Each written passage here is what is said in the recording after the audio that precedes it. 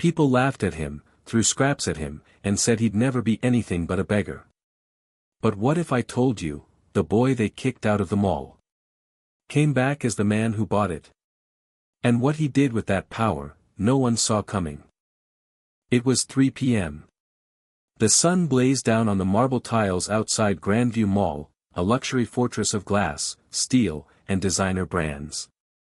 And sitting on the curb, arms around his knees, was 17-year-old Malik. His clothes were worn but clean. His sneakers scuffed. His face, tired, but too proud to show pain. He wasn't begging. He was waiting. For someone. But the security guards didn't care.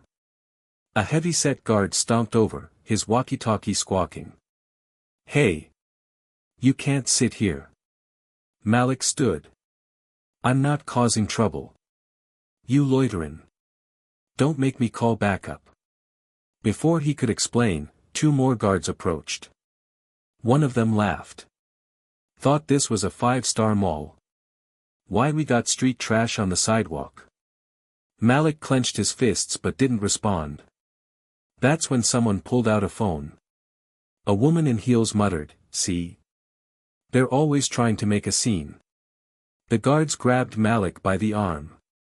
"You want to beg? Go do it on someone else's property." They shoved him toward the parking lot, and out of sight. But what no one knew was that someone was already watching. A tall man in a tailored gray suit leaned against a black SUV, sunglasses on. He didn't speak. He just observed. When Malik passed him, bruised ego in tow, he gave a slow nod. Malik paused. "I stayed quiet." "Good," the man said. "Next time, speak through action." Then he opened the door and motioned for Malik to get in. As the SUV pulled away, the guards laughed again. Another one out the way.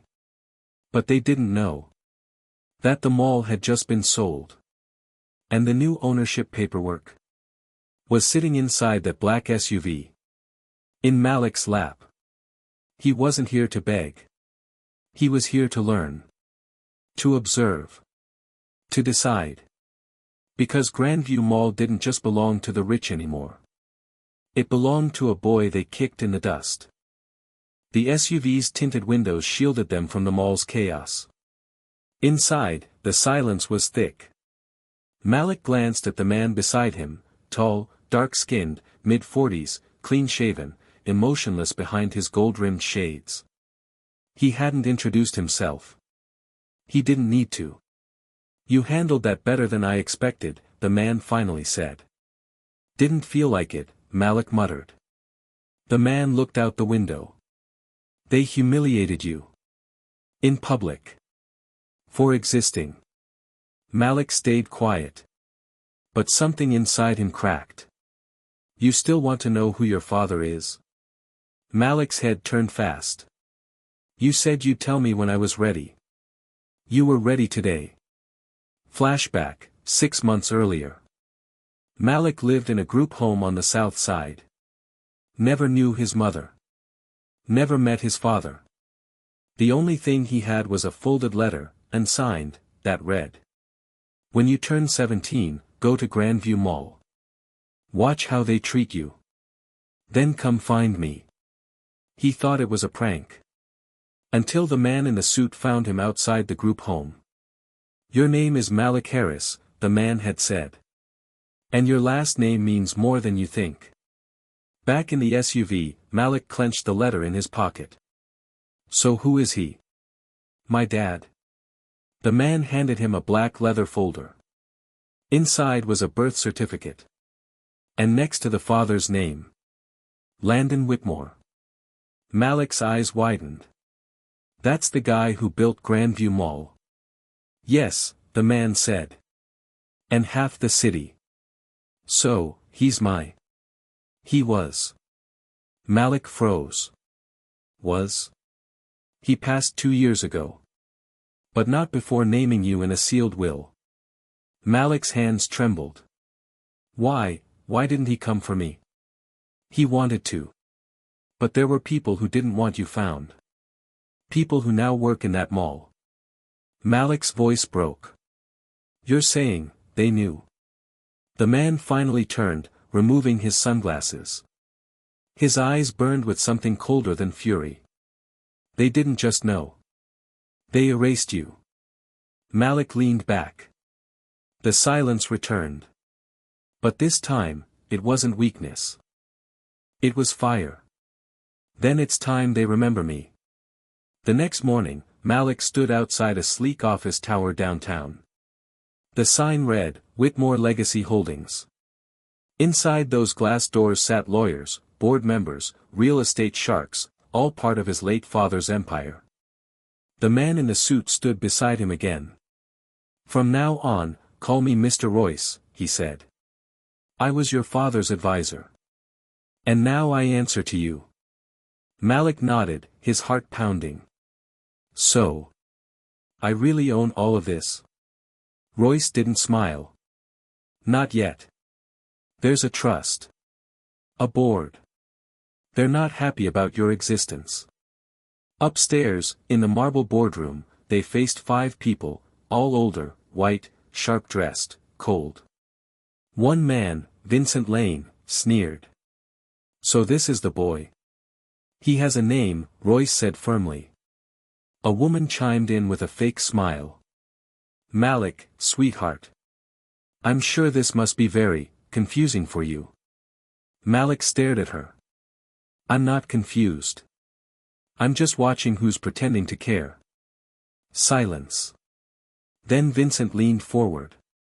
Your father left you 49%. We still own 51%.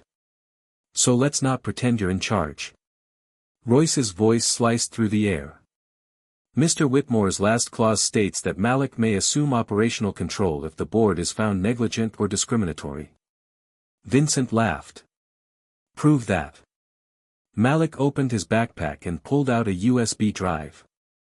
This has footage of your mall guards throwing me off the property yesterday. I never said a word to them. But they called me trash. The room stiffened.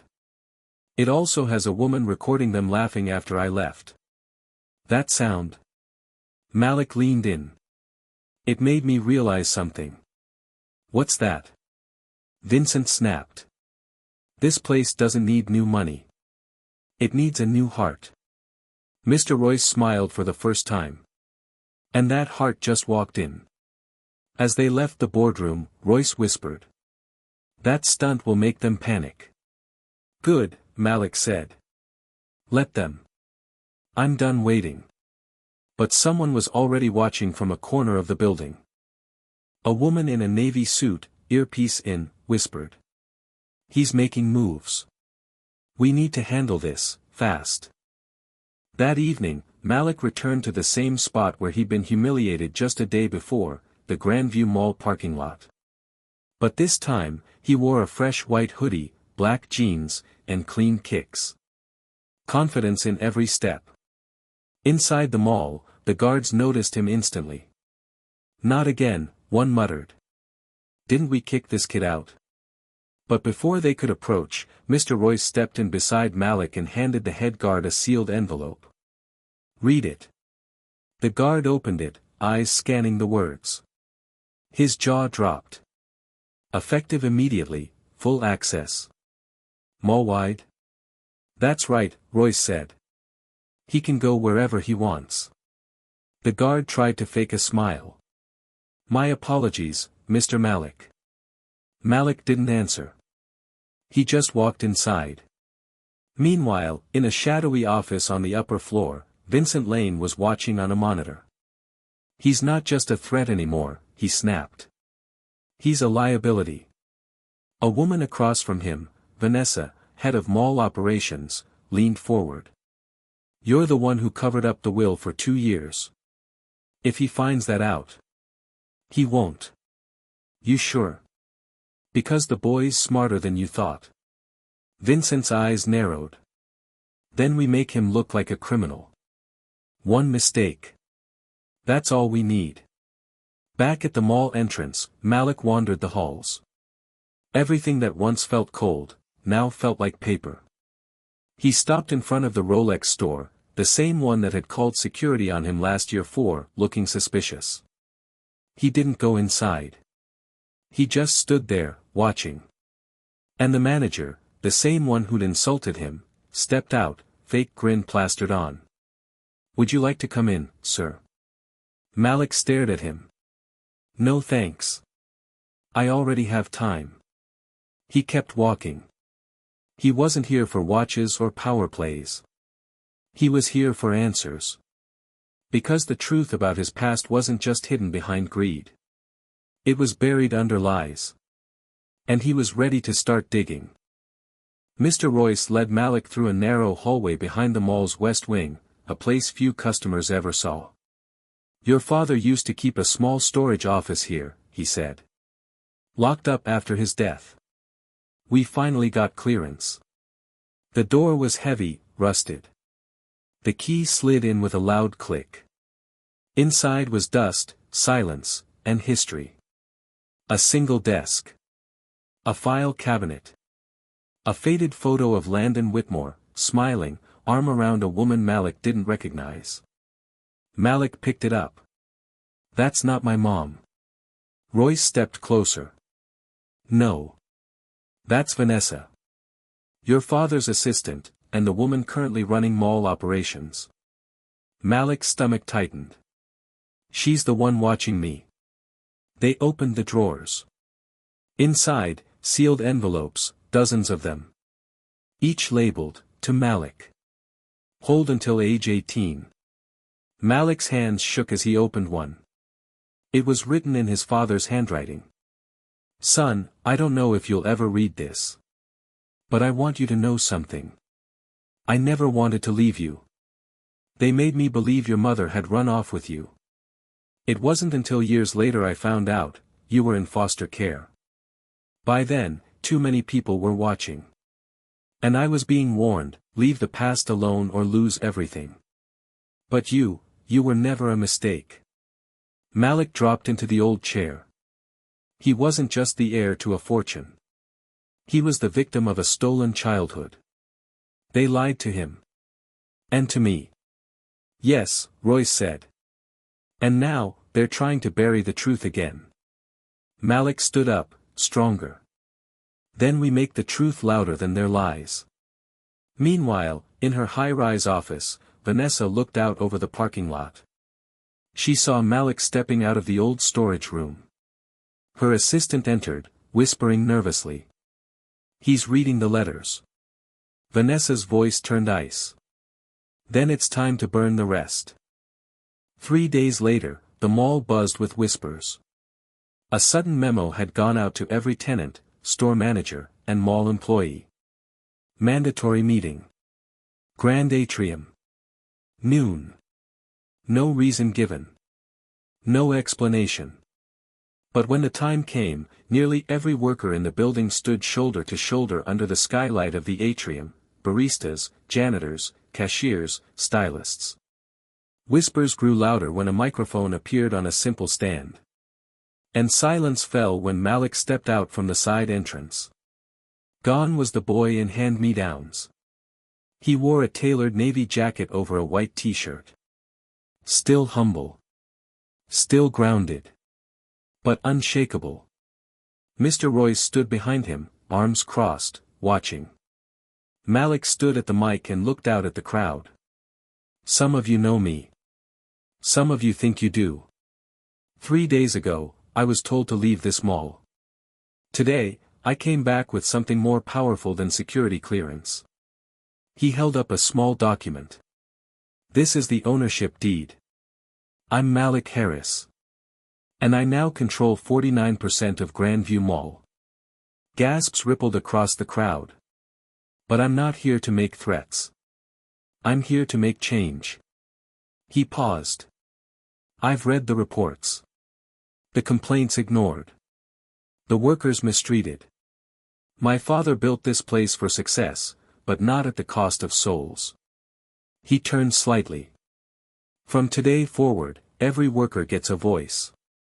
You deserve respect, whether you clean the floor or run the store.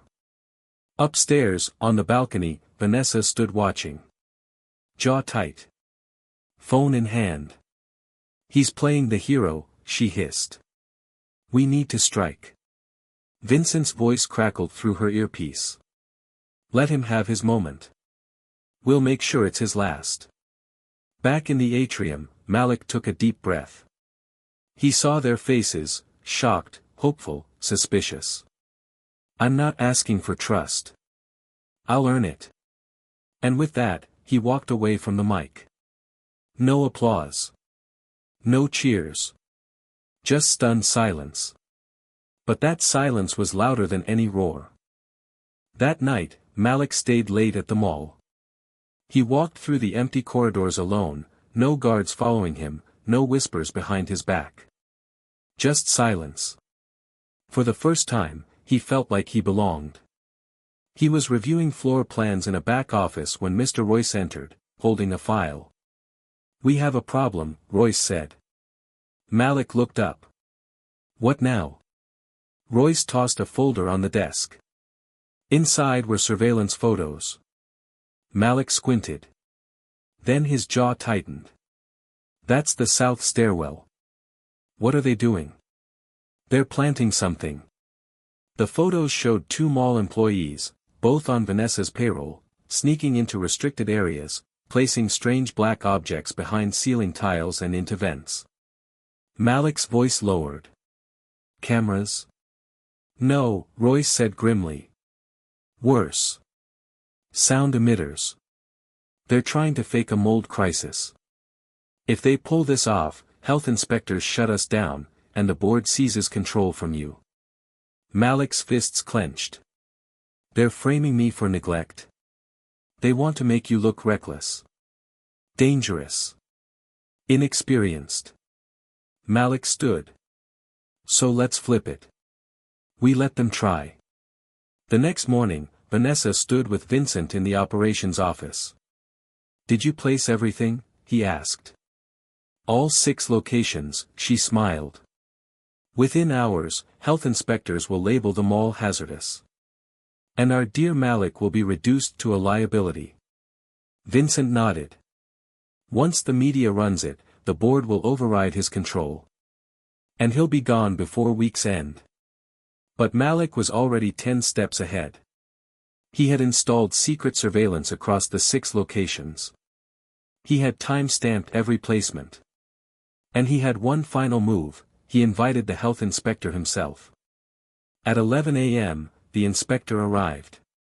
Vanessa watched from a distance, smirking. But then her smirk dropped. Because the inspector didn't go to the stairwell. He went straight to her office. With Malik. Ms. Vanessa, he said. We have some questions. Vanessa stood frozen, eyes darting between Malik and the health inspector. This is ridiculous, she hissed. You can't just barge into my office. Actually, Malik said, stepping forward, this office is part of the mall, which means I can walk in wherever I want. He handed over the folder of surveillance photos. These show your staff placing illegal emitters around the building. Vanessa scoffed. That proves nothing. You could have planted those. Except I didn't. You'll notice the timestamps match the exact time you signed yourself into the building. Security footage confirms it. The inspector raised an eyebrow. You've been under investigation for weeks now, Ms. Vanessa. This only confirms our suspicions. Her mouth opened, but no words came. Malik didn't stop there. I've already submitted the footage to the board, HR, and legal. You won't be fired, Vanessa. He paused, smiling. You'll be exposed. News traveled fast. By noon, every manager and employee in the building had heard the story. For the first time in years, the workers smiled behind the counters. For the first time ever, they weren't afraid of who was watching. And at the heart of it all, Malik. Mr. Royce met him outside the fountain in the main court. Well played. Malik sat on the edge, watching the shoppers pass. She'll try something else. Of course. But now she's desperate. And desperate people make mistakes. Malik nodded. Then his eyes caught something, a woman. Mid-30s. Neatly dressed. Standing at a distance, watching him quietly. She looked familiar. Do you know her? Royce asked. I don't know, Malik replied. But something about her feels connected. The woman turned and walked away into the crowd. Malik stood, instinct pulling him to follow. Wait, Royce warned. Not everyone who looks like a friend is one. And not everyone who vanished, stayed gone, Malik whispered. Malik followed her through the mall, weaving between shoppers and kiosks. His heart pounded, not from fear, but recognition. Something about her walk. Her posture. Even the way she tilted her head slightly as she turned corners. It felt familiar. She moved quickly but didn't run. Almost like she wanted to be found. Finally, she slipped through a side door marked "Staff Only." Malik paused. Then pushed it open. He stepped into a dim hallway lined with cleaning supplies and janitorial lockers. At the far end, she stood waiting. She turned slowly. Big brown eyes. High cheekbones. A scar under her right eye, the same scar he had. Malik's breath caught in his throat. Do I know you? She stared at him. Eyes wet. You used to call me Mama. His world stopped spinning. That's not possible. My mother died. They said. They lied. She stepped forward, trembling. They told me you were stillborn. That I wasn't fit to raise you. I begged them, but the adoption papers were forged. They promised you'd go to a good home. Her voice cracked. But I watched. I kept watching. From the shadows. From distance. I've been in this city for years, working as a cleaner just to stay close. Tears streamed down Malik's face. You're her. My name is Nina Harris. And I've been waiting 17 years. To hold you again. He stepped forward, arms shaking. And for the first time in his life, he was held like a son. Meanwhile, upstairs, Vanessa watched security footage of the reunion. She turned to Vincent, her voice low and venomous. They found each other. Good, he muttered. Why? Because now we can take them both down. A scandal's always juicier when it's a family affair. They sat on a bench in the empty hallway, the sound of distant cleaners echoing through the vents. Malik held Nina's hand like a lifeline, afraid that if he let go, she'd vanish again. Why didn't you come find me? He whispered. Nina looked down. I tried. So many times. But every lawyer, every office I went to said the adoption was sealed. That you'd been placed in a confidential institution. When I finally tracked you down at the group home, they warned me not to interfere. Malik blinked back tears. Who warned you? She looked up, and her voice dropped to a whisper. Vanessa. She was your father's assistant. But when he got sick, she took over everything. She told me if I ever showed my face again, I'd be arrested for trespassing. Malik's chest tightened with rage. She stole my childhood. She stole you from me. Nina nodded. Your father, he didn't know the truth at first. But near the end, he sent me a letter. He wanted to bring us back together. But he died before he could. Malik stared at the floor. She buried both of us.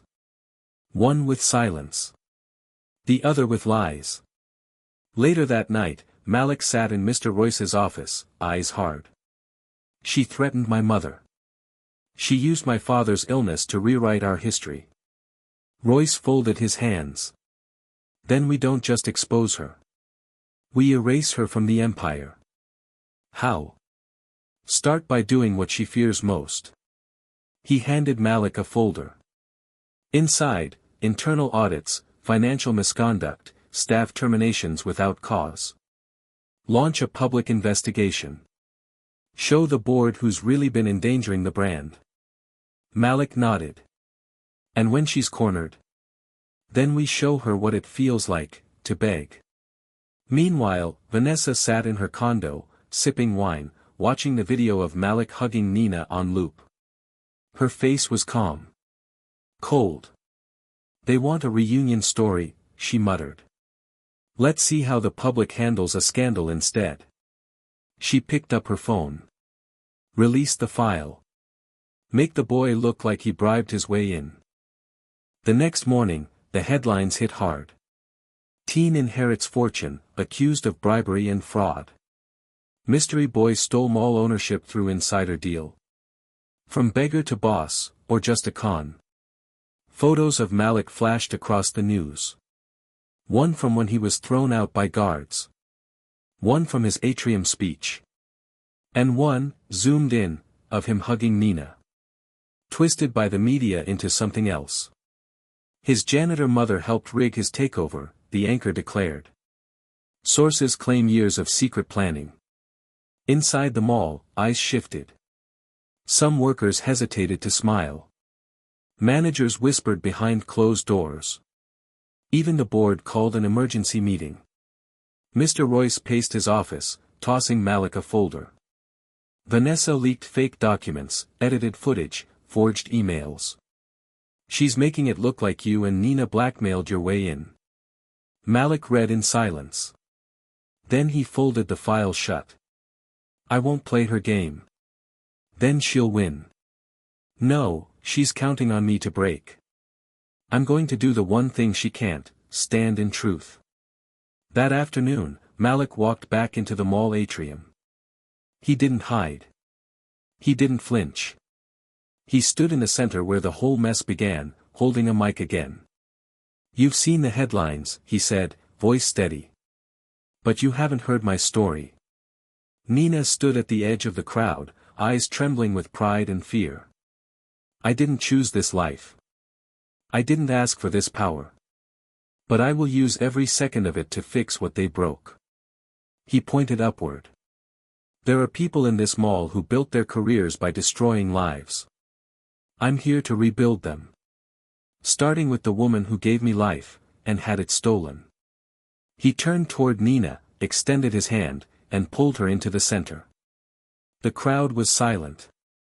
Then, one clap. Then more. Until the atrium thundered with applause. Vanessa, watching from her office, slammed her glass down. Fine, she hissed. If truth won't break him. Let's see what violence does. It was past midnight when Malik walked Nina to the employee parking lot.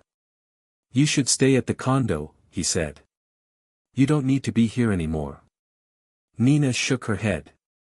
I stayed invisible for 17 years. Now that I've found you.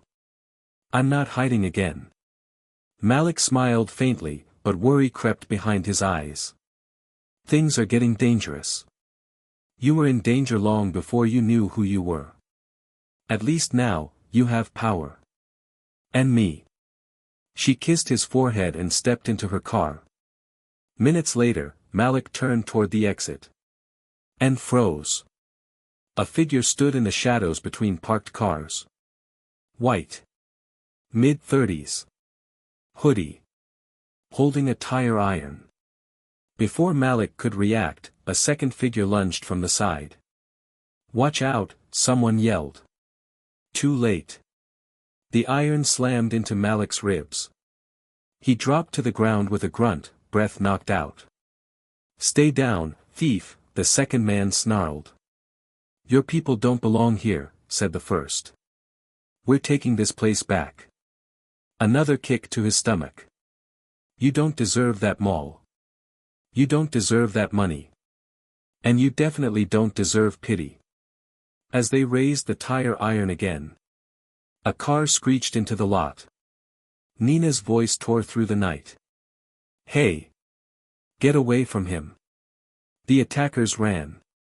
She rushed to Malik's side, crying, holding his face. I'm here. I'm here, baby. You're okay. His eyes fluttered, pain burning in every inch of his body. They knew where I'd be. At the hospital, Malik lay bandaged, bruised but conscious. Mr. Royce sat by his bed. We got their plates. They were hired, fake names, burner phones. Vanessa's fingerprints all over the payment trail. Malik winced as he sat up. So she's done hiding. You could walk away now, Royce said. You'd be safe. Malik shook his head slowly. She wanted to leave me broken in a parking lot again. His voice sharpened. This time. I'm dragging her into the light. 3 days later, Malik returned to the mall. Bruised. Bandaged. But unbroken. He walked with a cane, but his head was high. The moment he stepped through the doors, whispers began again, only this time, they weren't mocking. They were proud. That's him. He came back. They couldn't stop him. In the atrium, Mr. Royce was waiting, holding a tablet. We found everything. He handed it to Malik, screen glowing with files. Bank transfers. Hidden accounts. Bribes. Deleted camera feeds. All pointing to Vanessa. She laundered $500,000 through shell companies connected to mall vendors. And the biggest transaction? Malik tapped the file. To the 2 men who attacked me. Later that afternoon, the Whitmore Legacy Board gathered for an emergency hearing. Malik sat at the head of the table, not with arrogance, but with evidence. Vanessa entered late, sunglasses on, still pretending to be unbothered. This better be quick, she said. Some of us actually run this mall. Malik slid the tablet across the table. Not anymore. The room went silent. Screens lit up. Royce began playing the evidence. Here is the audit trail. Here is her voice instructing a cover-up. And here. A still image appeared on screen, Vanessa handing cash to a man in a hoodie. Attempted assault on a minor. Racketeering. Wire fraud. Malik stood. You didn't just try to destroy my life. You tried to rewrite it. He pointed around the table. And you all let her. Board members shifted uncomfortably. Vincent cleared his throat. This is highly irregular. You're right, Malik interrupted. Because it ends now. He tossed a sealed document onto the table. I'm invoking Clause 17b of my father's trust. With evidence of criminal conduct, the heir may assume full control. Vanessa tried to speak. But security was already behind her. You're done, Malik said. Now beg, or walk out. She stood in silence. Then walked out, shoulders stiff, eyes cold. 1 month later, the Grandview Mall didn't just look different. It felt different. The janitors walked with pride. The baristas smiled without fear. The store managers greeted customers, and each other, like equals. Malik stood outside the main entrance in a black suit. This time, no one laughed. No one whispered. A new bronze plaque had just been mounted by the door. The Grandview Initiative, a community space for all, in honor of Landon Whitmore and Nina Harris. His eyes misted as he read his mother's name. She stood beside him, dressed simply, beaming through tears. I used to beg outside this mall, Malik said during the reopening ceremony. I used to wonder if anyone saw me. Now, I stand here not because I was chosen, but because I chose not to give up. The crowd clapped. Malik continued. This place used to belong to power. Now it belongs to people. To the workers. To the overlooked. To the ones forced to beg. He turned and looked directly at the camera. And to every kid who's ever been told they're nothing. Just know, they only say that because they're afraid of what you might become. As the crowd erupted in applause, Malik turned to his mother. We're home. She hugged him tightly, tears falling silently. You made this place better than I ever dreamed. You're the reason I knew how. Later that evening, Malik sat alone on a bench near the fountain. Mr. Royce joined him, sipping coffee. You could sell this place. You'd be a billionaire overnight. Malik smiled faintly. Money didn't save me. Then why stay? Because this mall, it's where they broke me. Now it's where I'll help others rise. He stood. It's not just mine anymore. It's everyone's. The mall lights reflected in the glass as people passed by, laughing, smiling, free. And Malik, once the boy begging outside the food court, now stood tall inside it. Not as an owner, but as a symbol.